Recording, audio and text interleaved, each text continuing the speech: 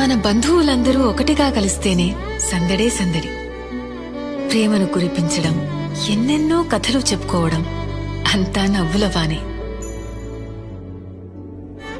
అప్పుడే మనసులో పాత జ్ఞాపకాలు గుర్తుకొస్తాయి.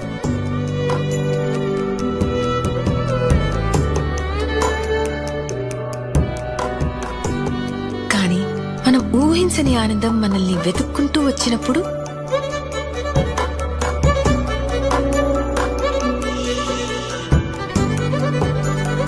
మన ఆత్మీయులందరితో అనురాగాలు పంచుకునే ఆ క్షణం